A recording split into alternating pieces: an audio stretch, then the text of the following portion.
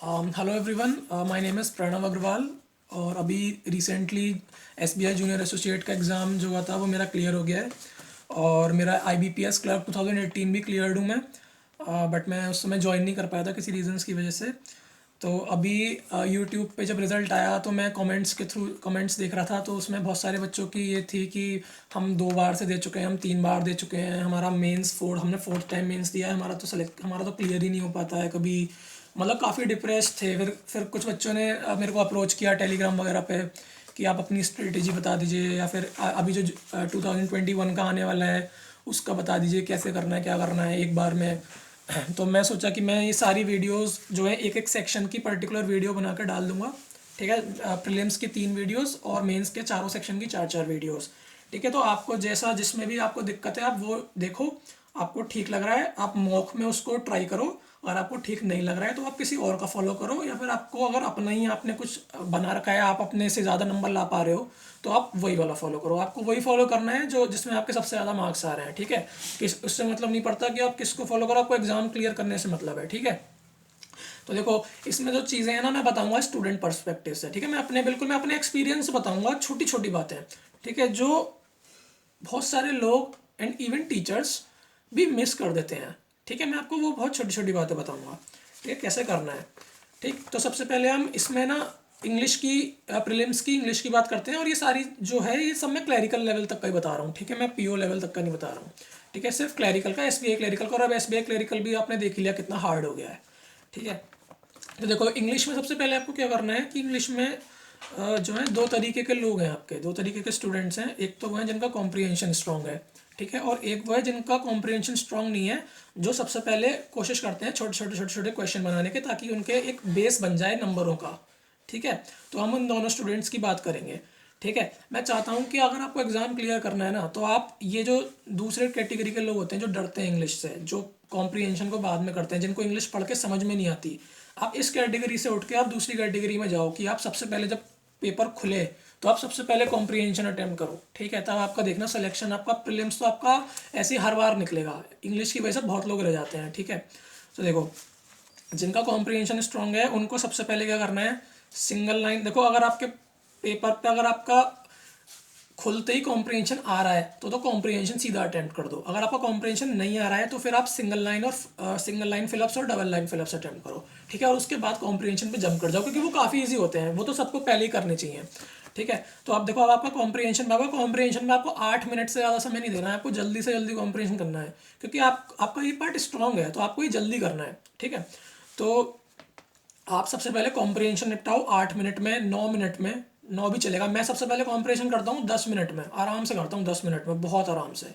बिल्कुल जल्दी नहीं करता, आराम से पढ़ता हूँ बिल्कुल आराम से, मेरे को समझ में आना चाहिए बिल्कुल अच्छे से, क्योंकि मेरे को कॉम्प्रिहेंशन के सारे सारे मेरे सही होने चाहिए आंसर।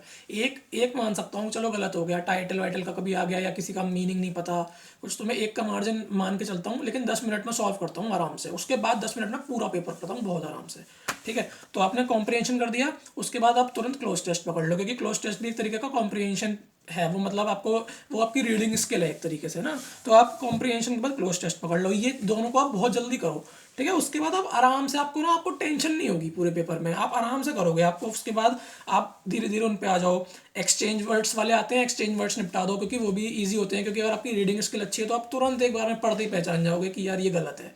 ठीक है, उसके बाद अगर वो वाले नहीं है तो कॉलम मैचिंग वाला अगर है तो कॉलम मैचिंग वाला आप तुरंत पढ़ते ही पहचान जाओगे। अगर आपकी बिल्कुल अच्छी रीडिंग स्किल है तो आप तुरंत पढ़ जाओगे यार इसके बाद यही आना है। ठीक है, देखो इसमें ग्रामर का कोई ज़्यादा सेंस होता नहीं है। ठीक है, banking exam is not about the grammatical portion. ठीक है, it is about the comprehension portion. इसलिए मैं कह रहा हूँ कि सब बच्चों को यही वाला जो है इसी पे फोकस करना है, इसको ट्राई करना है। ठीक है, तो उसके बाद आपने कॉलम मैचिंग कर ली और आपने वो कर ली। ठीक है, इसके बाद आप अब इसके बाद आप ग्रामेटिकल पोर्शन पे आ जाओ। एंड में आपके पास आराम से टाइम होगा, आप आराम से उसको सोच समझ के, आपकी थोड़ा बहुत आपको नहीं भी ग्रामर के रूल्स पता हैं तो भी ऑप्शन ऐसे होते हैं फ्रेज रिप्लेसमेंट में कि आप आराम से लगा देते हो। वो चार जितने भी ऑप्शन है उसमें आराम से वो एलिमिनेट हो जाते हैं। ठीक है, तो आप फिर उसके बाद फ्रेज रिप्लेसमेंट कर लोगे बहुत आराम से, और उसके बाद आप एरर वाले पार्ट पे आ जाओ। अगर आपका एरर पार्ट वीक है, आपको मतलब एग्जैक्टली रूल्स नहीं पता है लेकिन इंग्लिश समझ में आती है, ठीक है, तो उसके बाद आप एरर करो आराम से। एरर में आप चलेगा, आप 3-5 अगर आ रही हैं तो आप 3 भी कर लो, 2 छोड़ दो यार, कोई दिक्कत नहीं है। आप आप जो है मोस्ट पार्ट आप कर चुके हो, आप बहुत लोगों से आगे निकल चुके हो, ठीक है, आपको इतनी टेंशन नहीं लेनी है एरर में, ठीक है। और उसके बाद अगर वो जम्बल्ड वाला आता है, वो हमेशा एंड में अटेम्प्ट करना चाहिए, ठीक है, क्योंकि वो बहुत टाइम टेकिंग होता है और उसमें लाइक इट इज़ 60% पॉसिबिलिटी, 60-70% की पॉसिबिलिटी है कि वो गलत हो जाता है, क्योंकि अगर उसमें एक भी गलत हो गया तो सारे गए, ठीक है। तो इसमें जम्बल्ड वाले में अपना फर्स्ट वाला जो होता है, फर्स्ट वाला जो which is the first statement, वो तो 100% अटेम्प्ट करो ही करो, ठीक है। और लास्ट वाले की कोशिश करो, ठीक है। तो पहला वाला, फर्स्ट वाला, सेकंड स्टेटमेंट और लास्ट, इनको तो कोशिश करो ही, है ना। और बीच के अगर बन रहे हैं, अगर आपको समझ में आ गया, देखो पॉसिबिलिटी तो यही है कि आपको समझ में आ जाएगा, क्योंकि आपका आरसी स्ट्रॉन्ग है। अगर आपको नहीं आ रहा है तो आप 2 या 3 लगाओ और छोड़ो, आपका खत्म पेपर। आपको इससे ज़्यादा नंबर लाने की जरूरत नहीं। इंग्लिश में आपके 30 का आता है, देखो इंग्लिश का, तो 30 में से आपके 25 प्लस 26-27 नंबर आ रहे हैं, इसमें आ जाएंगे आराम से, ठीक है। इसके आपको कोई टेंशन की जरूरत नहीं है, ठीक है। अब देखो दूसरे वाले बच्चों के लिए जिनका कॉम्प्रिहेंशन, जिन्हें इंग्लिश से डर लगता है, ठीक है।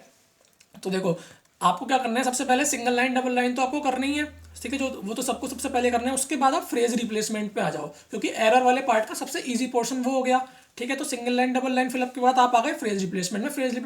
फ्रेज रिप्लेसमेंट आपने निपटा दिए, उसके बाद आप फाइंड द एरर पे आ जाओ, ठीक है, क्योंकि आप कंफर्टेबल हो गए कि छोटे छोटे क्वेश्चन है, तो आप अपना एक बेस बना लोगे, ठीक है। फाइंड द एरर में अगर आपको मिल रही है एरर, तो आप बनाओ। अगर आपको उसमें लग रहा है कि नहीं यार डिफिकल्ट है, मेरे को समझ में नहीं आ रहा, तो उसको फिर छोड़ दो, अभी उसको स्किप कर दो, बाद में देख लेंगे, ठीक है। उसके बाद आप एक्सचेंज वर्ड्स वाले पे आ जाओ। सिंपल वाले होते हैं, इसमें आपको एक्सचेंज करने होते हैं वो वाले। और उसके बाद और उसी के साथ अगर वो वाला पार्ट नहीं है, कॉलम मैचिंग का क्वेश्चन दे रखा है, तो कॉलम मैचिंग वाला कर लो, ठीक है। अब आपका ये पार्ट तो निपट गया, ठीक है।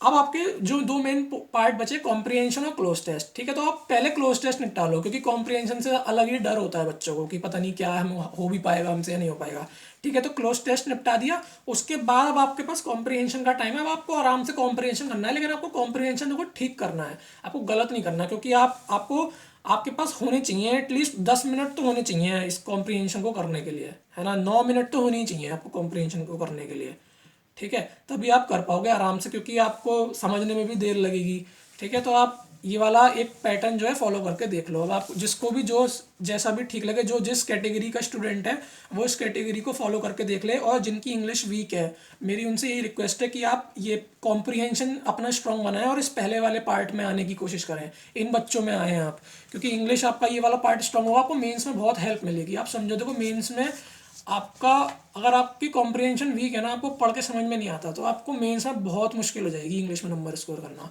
ठीक है। फिर आपको मैथ्स और रीजनिंग में काफ़ी ज़्यादा अच्छा स्कोर करना पड़ेगा, और जीके वीके की बात हम करेंगे उसी में, ठीक है। तो ये इंग्लिश की स्ट्रेटजी थी पूरी, इसको फॉलो करके देखो। कोई प्रॉब्लम हो, कुछ समझ में ना आए, तो आप मेरे को कमेंट कर दो, मैं आपको रिप्लाई कर दूंगा तुरंत, ठीक है। चलो, अब मैं बाद वाली वीडियो में और सारी वीडियोस डाल दूंगा, उनमें आप अलग अलग सेक्शंस को चेक कर सकते हो। Okay, thank you.